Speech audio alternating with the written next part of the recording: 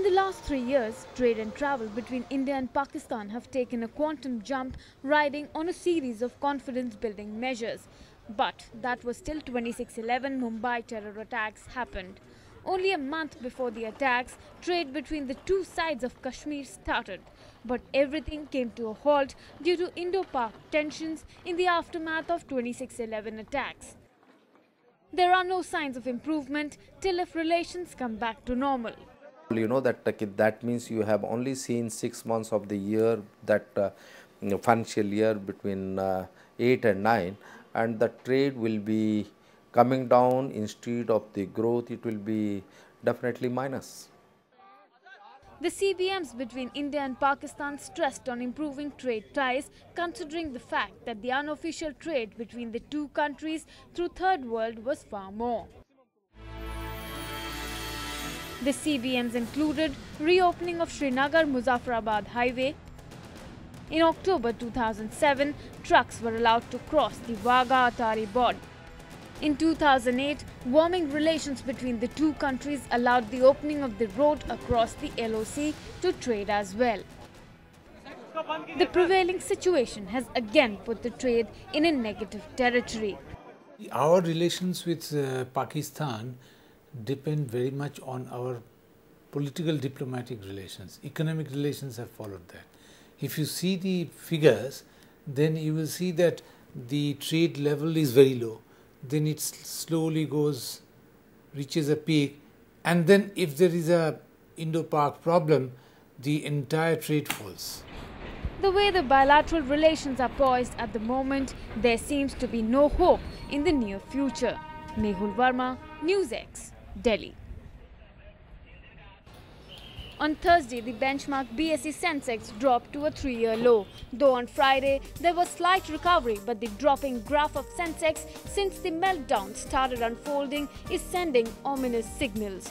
The lowest reading on the Sensex in 3 years coincided with the inflation rate dipping to a 6.5-year low, and just a day after the RBI announced cuts in its key rates. Market analysts predict tougher times ahead. The RBI has done too little and too late. I think everybody expected that when you have a 6-year-old inflation figure, then probably there was more headroom for a more aggressive cut to increase liquidity in the market, to bring down interest rates. So I think that is one disappointment from the market's point of view. In a way, the Sensex is a barometer of the health of the corporate India. The drama in the stock markets reflects the economy's performance. And as experts predict that the economy will continue to struggle for a while, it seems that the Lal Street too will continue to shed blood. Going by the signals all around, it's clear that the economy is in a limbo, and apart from the global slowdown, it's the lack of policy initiatives that is to blame. In an election year with politics taking precedence over economics, the government seems to have left corporate India high and dry. Industry experts argue the piecemeal fiscal stimulus packages are just not enough to take the country out of the woods. Its populist flagship programs left little room, having already added to the fiscal deficit. Fiscal deficit was already high, and when the crisis erupted, the ability of the government to actually intervene in the economy through fiscal measures obviously got constrained. Any more fiscal measures will have to wait for a new government to take charge, and this has left the economy to run the race against time virtually on one leg, that's RBI. The monetary stimulus provided by the Apex Bank has failed to usher a bull run in the markets. Instead, a reverse gear by the markets have started reflecting the lack of fiscal initiatives shown by the government, especially at the time the economy needed it the most. With Simrata Singh in Mumbai, Mehul Verma, NewsX, Delhi. Passenger car sales in India have risen for the first time in last 5 months in February. Lower auto loan rates and government's excise duty cuts have initiated the sales rise. Data from the Society of Indian Automobile Manufacturers reveal automakers sold 1,15,386 cars during February this year, a 22% rise from the last year. There are things that have happened arising out of stimulus package 1 and stimulus package 2, and also there was stimulus package 3 that came about. We are seeing some increased credit flow, especially interest rate reductions and credit flow in the passenger car segment. We are not seeing that in a major way in the commercial vehicle segment or the two-wheeler, although there's some minor activity in the two-wheeler segment. Total commercial vehicles were down to 31.68% from 2008. Domestic two-wheeler sales in February totaled up to 12.66%, up from the last year. Sales of three-wheelers, including goods carriers, were up by 5.06% from 2008. Industry experts believe long-run recovery would depend on easy credit availability. Going forward, in any case, it is definitely going to take at least about 3 months for the market to really show some results. But we are expecting March to be very good. February sales have left a reason to cheer for the auto giants, who have been feeling the heat of the global meltdown. The stimulus packages rolled out by the government have begun to show their impact on the auto sales figures, but only partially.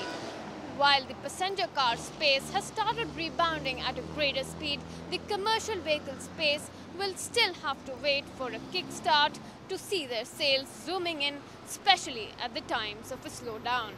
Mehul Verma, NewsX, Delhi. Bundled services at competitive rates continue to be one of the biggest challenges for the Indian telecom sector. While the tariff structures have been dropping, non-availability of attractive value-added calling packages cost the consumers dear. Experts say innovation is slowly coming in the Indian market. It doesn't mean that they are cheaper than what it is in India. It's just that the perception of value is higher because you're getting a handset, you're getting a subscription which entitles you to maybe talk time, internet connect, email access, etc. and all, which very clearly and closely reflects your lifestyle. Service providers in developed markets are considering next-generation technologies such as 3G wireless broadband access, IPTV and voice-over internet protocol to drive revenue growth. Though the teleconnectivity in India has been increasing by a whopping 15 million each month for over a year, the figures drastically fell in February 2009 to a mere 9.2 million. But service providers in China and India are still struggling to deploy 3G service applications to boost revenues. In fact, the key challenge for all service providers remains a thrust on voice revenue. Internet telephony unrestricted to all the mobile operators and the basic service operator, but till date they have not launched these services. They are depriving of all the Indian users, and I'm not talking of the metro users, they are depriving of the village users, rural users by this low cost of services. Not only innovative value-added services but lower price structures remain key differentiators in the fixed-line telephony segment. However, in India's case, the rural segment is yet to be fully tapped. While innovation has already given a kickstart to the convergence boom in India, competition will still have to take it head-on to reduce the ultimate cost to the consumers. With camera person Tarun Arora, Mehul Verma, NewsX, Delhi. With some truckers resuming to services in many areas, the government appears confident of breaking the nationwide strike soon. I have reports from the states that truck associations in Pune, Krishna, Hassan, they have started operating. Unwilling to give in to the demands of the striking truckers, the centre has asked states to take firm and effective action. The centre has also advised states to identify 15 to 20 lakh vehicles which can be impounded and piled by employing retired drivers in public sector undertakings and other government offices. Have been advised to use NSA, to use ESMA, and more states, I think Haryana has decided to impose ESMA, I was mentioning to you. More states will do. But my appeal will be not to take the law into their hand, call off this strike. AIMTC President Charan Singh Lohara and Secretary S. Venugopal were taken in custody along with 30 others by the Delhi police. On Thursday, 5 states, Gujarat, Delhi, Rajasthan, Andhra Pradesh and Uttar Pradesh, enforced the Essential Services Maintenance Act. On Sunday, Haryana also joined the league. But despite the efforts, panic buying is still visible at several places across the country.